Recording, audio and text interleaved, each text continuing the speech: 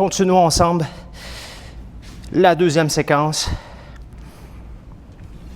Donc, vous avez fait votre saut, vous êtes arrivé ici, une belle position Gongbu. Regardez bien pour la suite. Voyez-vous ma main toujours au tiers du bâton. Je vous le dis, ça c'est un détail super important tout au long de la forme. Vous allez allonger le bras droit, le bras droit s'allonge. Puis votre main gauche vient se placer, pouce index, sous le bâton.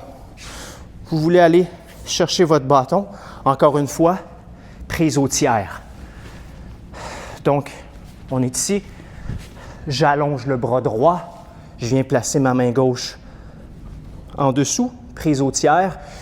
On va faire une transition Dingbu, puis j'avance dans un cavalier et je viens soulever mon bâton. Regardez ma main droite, elle se trouve à la hanche, parce que notre frappe doit partir de la hanche. Donc, quand je suis ici, j'avance, archer, cavalier. Et là, dans cette position-là, on veut que le coude soit par en dessous. C'est-à-dire, je ne veux pas avoir le coude sur le côté, comme ça. On veut venir tourner le poignet, coude vers le bas, pour pouvoir frapper remontant. Très important de garder cet alignement-là pour l'efficacité de la frappe. Donc, quand vous êtes ici, frappe, coude vers le bas. Vous allez glisser votre main. Votre main droite va glisser, pas au bout complètement du bâton, mais vers l'avant, suffisamment pour que quand vous allez faire le mouvement suivant, transition Dingbu, vous allez pouvoir glisser votre main gauche, puis aller chercher de la portée dans votre frappe. Vous comprenez ce que je veux dire de la portée? C'est-à-dire que vous ne voulez pas frapper en maintenant vos mains au tiers du bâton. Vous voulez aller chercher de la distance dans votre frappe. Donc, c'est important de glisser les mains. Vous allez voir, ce détail-là de glisser les mains revient souvent. Je suis ici, soulève, glisse la main près de l'extrémité du bâton, passe à la hanche, avance, cavalier frappe. Quand j'ai avancé, j'ai légèrement glissé ma main pour, encore une fois, me donner de la portée. Glisse la main droite, passe en transition Dingbu, avance, archer, glisse la main gauche, frappe. Vous pouvez pratiquer cet enchaînement-là, c'est-à-dire en déplacement, pour bien comprendre la séquence.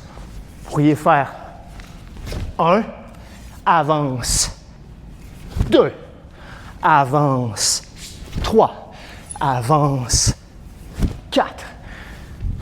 Toujours en y mettant de l'énergie, en y mettant de l'intention.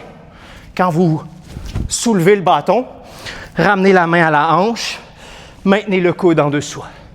Évidemment, on regarde où on frappe, toujours. Une fois que cet enchaînement-là est compris, ajoutons la suite pour la deuxième séquence. Donc, position archer, soulève droite, passe, transition Dingbu, avance, frappe, cavalier. Glisse, Dingbu, cavalier. Glisse la main gauche. Et là, ici, on va faire une transition de cavalier à archer. C'est plutôt simple.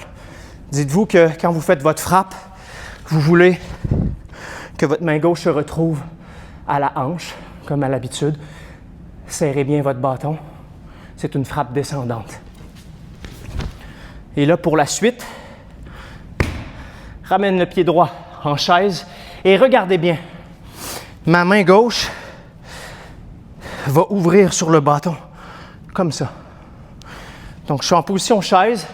Je vais avancer ma main droite, ouvrir ma main gauche et puis venir initier le mouvement de balayage devant jusque dans le dos. Quand vous faites votre ouverture de main gauche, l'idée ici, c'est que votre main serve de guide pour maintenir un beau mouvement horizontal. Vous comprenez ce que je veux dire?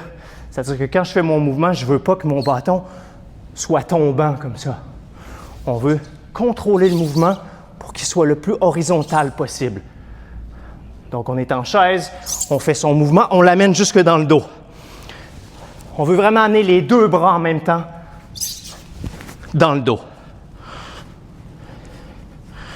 Serrez les coudes. Soyez pas avec les coudes ouverts sur les côtés. Maintenez les coudes quand même rapprochés. Puis, on va enchaîner avec un saut arqué que vous connaissez tous. Donc, je descends, je fais mon balayage. J'arrive ici et je vais sauter en pieds joints dans mon élan pour venir taper au sol. Et puis, regardez bien le détail. Je vais vous montrer le détail des mains avant de faire le saut. Quand mon bâton arrive dans le dos ici, je vais ouvrir ma main gauche et je vais tirer le bâton avec ma main droite jusqu'à la hanche en laissant ma main gauche glisser sur le bâton.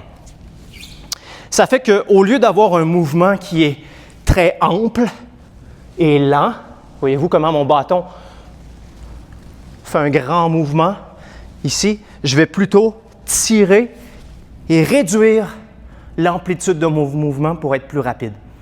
C'est un détail subtil, mais ça peut faire toute la différence sur le timing. C'est-à-dire que lorsque vous arrivez ici et que vous faites ça, vous allez taper en même temps au sol que vous allez arriver dans la position poubou.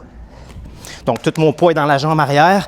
Quand je tape au sol mon bâton, on veut que ce soit quand même près de soi. On ne veut pas que le bâton soit trop avancé. Restez compact. Puis, ouvrez les mains. Ne gardez pas les mains fermées sur votre bâton. Vous allez frapper vos jointures au sol. On fait simplement ouvrir les mains, presser le bâton au sol. Une fois que vous avez compris ce détail-là, on peut poursuivre avec le prochain mouvement. Je reprends mon bâton dans ma main droite, je me soulève et je viens faire un mouvement circulaire de droite à gauche, avec mon bâton. Vous avez tapé au sol ici, vous reprenez votre bâton, vous faites un mouvement de droite à gauche. Et là, regardez, je suis dans une position archée, mais inclinée. C'est-à-dire que mon corps va suivre l'axe de ma jambe qui est tendu. Je ne veux pas être relevé comme ça, je veux laisser mon corps aller vers l'arrière. Rotation du poignet droit, le coude vers le bas. On est ici, on regarde en bas, où on vient de faire notre esquive, notre bloc. Donc, si je refais la séquence au complet, on était ici, position archée, glisse la main droite, position chaise, pied rapproché, dégage, descend, et là ici, rattrape le bâton, mouvement circulaire, position archée, incliné, le coude vers l'intérieur. Bien, ça vous fait beaucoup de choses à pratiquer. Merci.